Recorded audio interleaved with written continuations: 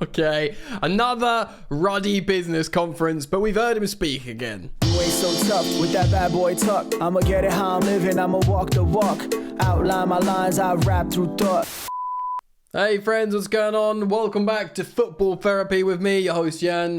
Let's go gang it. I hope you're doing well. I really do hope that. Welcome back to Chelsea News, second video of the day, because at the Qatar Economic Forum, which has got to be a big sexy party, surely. Chelsea co-owner Todd Boehly has spoken yet again. You do hear him and obviously co-owner Bilal Iqbali speak at these conferences. Business. They do not address the fans. I've wondered if they're suggested not to do that. The sporting directors don't. Chelsea fans are rightly infuriated by this, but you rarely get it this day and age in top level football. It is a possibility and an opportunity for us, the Chelsea fans, to learn about their thinking, what they're thinking about the club and the ambitions. And some interesting stuff was said, so I want to go into that today. Also, Goal.com, Spanish version, have spoken about Chelsea and Rodrygo.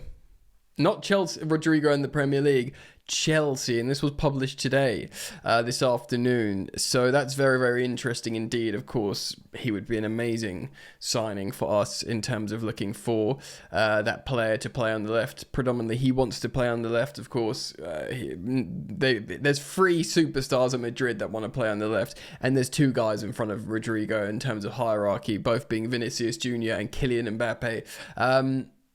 And he's a young man, and he has the possibility to go and be the star in another club. So we're going to get into that today. Guys, it is the second video of today. There's daily content here on Football Therapy.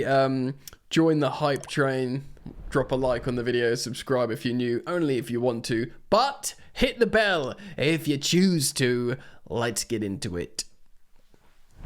Alright, so we'll end with Rodrygo in a moment. And we have looked at his stats recently, as went from predominantly last season playing on the left wing, where he does his best work, and I think where we're looking for a player. And we're going to learn a little bit about Chelsea's intention with investment in a moment. So I'm going to get all these quotes off at Absolute Chelsea on X, who's citing the Qatar Economic Forum and Todd Boehly's quotes. So do, go check them out yourself. It's pointless me sharing screen because I'm just going to be reading short excerpts here, and we'll go from there. Right, big Todd Boehly. There's some interesting stuff that he's got into. He was asked about what it's like owning a football club. He says it's a combination of both fun and a headache. Funnily enough, it's like anything I own. The good news is the bad news. He always says this. If people didn't care, then it would stink. It would stink, man. It's testament to how much the sport matters. He always says that. He said that previously. The good news is people really care. The bad news is people really care. It's true. Football is like religion. It's like really, people defend their football team with their lives. They invest all their money into it. It's hugely important.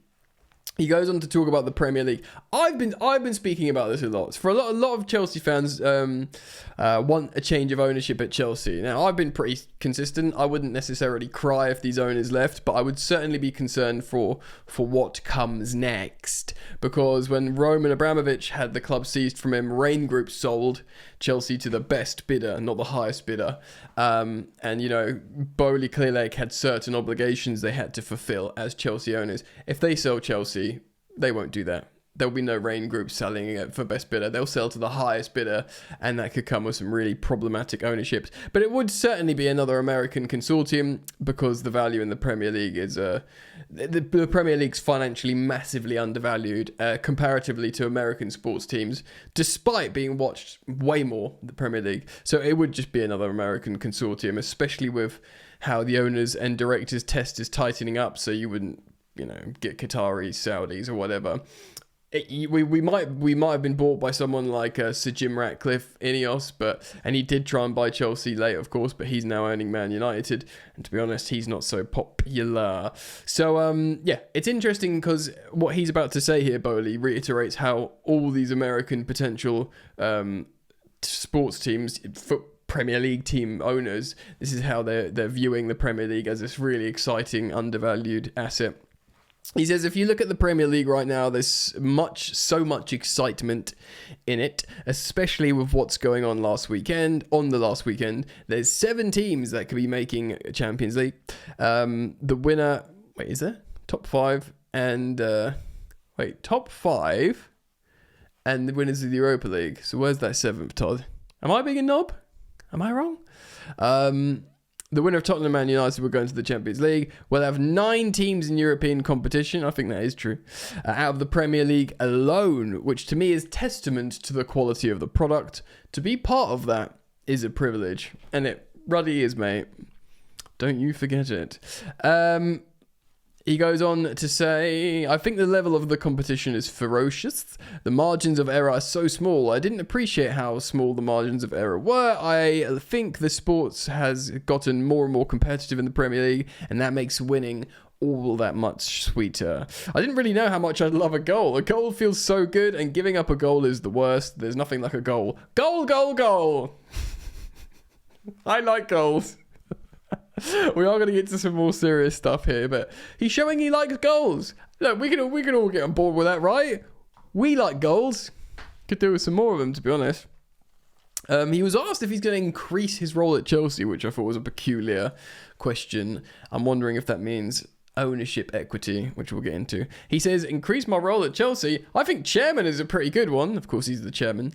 I can't play. Maybe I'll go in as a striker. See how the fans think about that. Top banter. And to be honest, you know, if he can head a football, you got a chance. So I imagine at this point it was asked about the ownership increasing role.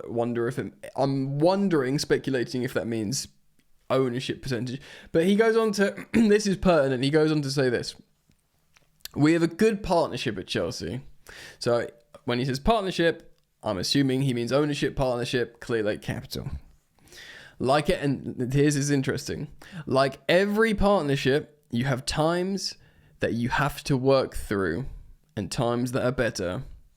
We hit the ground running with such an intense timeline that it was a complex moment. So I think he's saying the Civil War, the briefings, of course, Clay Lake and Todd Bowley's gang, they were briefing against each other. They were talking about buying each other out, weren't they? He's right in terms of, I mean, to their own, this is their own fault because they wanted to change everything and do everything very quickly. That's probably been the biggest criticism of the new owners. They just did too much too quickly. And they've obviously timelined stuff, and they made mistakes in that first transfer window when Todd Bowley was interim sporting director. So yeah, they're right. They hit the ground running in such an intense timeline that it was a complex moment. But he then says, "We're through it, and we're excited for what the future holds. We have a good partnership at Chelsea, and we're through the hard times, and we're excited for what the future holds." Now, that is interesting. That could sound like lip service, but the fact is he didn't say that stuff before. He was saying the opposite publicly in these forums. Like, you know, what will end us is the stadium, essentially, stuff like that. But he's now saying, you know, we've been through the hard times, baby girl. Now it's you and me together. He goes on to talk about Chelsea a little bit more broadly. We have one of the best young teams. We were early on doing the 9-year contracts because we really want to make sure that we keep a team together for a long time. In order to have a really good team, you need stability within the team environment. The only way that comes in is through time. We set that up to be a benefit from that. I must say, I agree with that. Continuity, that I always reference that Real Madrid team that won 3 Champions Leagues on the bounce. It was the same faces. They'd played together for a long time. I do agree. And if you can set that up, the younger the better, to a degree. Obviously, we all want a sprinkle of seniority. I must say, I do align myself with that position from the co-owner. Interestingly, this is good because a lot of Chelsea fans are worried about this. He goes on to say, we don't have any clauses like that in any of our contracts, and this is a response to for losing players if you don't qualify for the Champions League. You got freaking people like Jamie Carragher, that guy.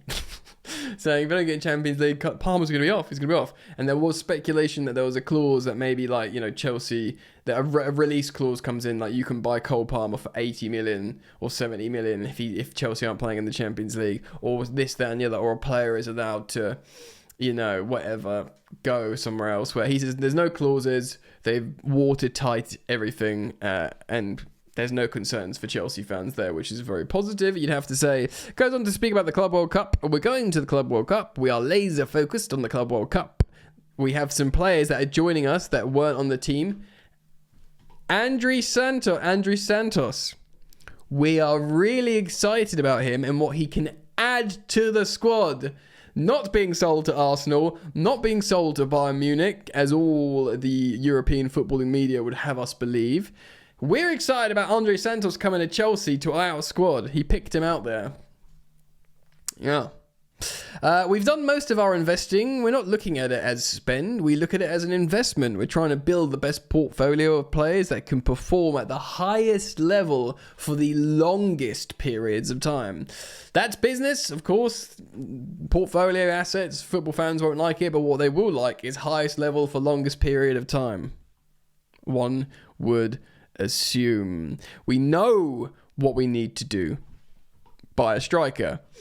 We know the places that we need to invest in the centre forward position. That's going to be our focus. Thank God. Obviously, the Zooms with me, not him. I'm saying striker, but he's spoken about him before. Now, look, this is an interesting one as well. I thought the two main interesting situations here were the civil war seemingly ended, from what he said, and then actually speaking about the stadium again. Long term, we have to figure it out. We recognise a club like Chelsea needs a 65,000 person stadium. So we've added on 5,000. We've gone from 60,000 to 65,000. We also recognise that it's going to be important to compete long term. We'll figure that out. We'll figure that out. Yeah? I mean, hold on. How big is the other stadium? So, I've just done some Googling. It will be bigger than both the Tottenham Hotspur Stadium, Arsenal Stadium, Emirates, and even though the London Stadium can be big for events like concerts, when it's being used as a football stadium, it's 62,000. So, 65,000 would be the biggest football stadium in London. That's the stadium plan, the biggest stadium in London. So some positive stuff there, sounding much more happier, and the civil war is over. Rodrygo. So stuff coming from goal, also stuff coming from all sorts of journalists here. A guy called Thiago Fernandez. Is he the geezer? Yeah, so he's on goal.com. Look, Chelsea have essentially already reached out and contacted the staff, the representatives of Rodrygo as for a possible summer transfer. Now, we're not in negotiations for a transfer with Real Madrid, but, you know, there was speak of unrest earlier in the season with him, of course.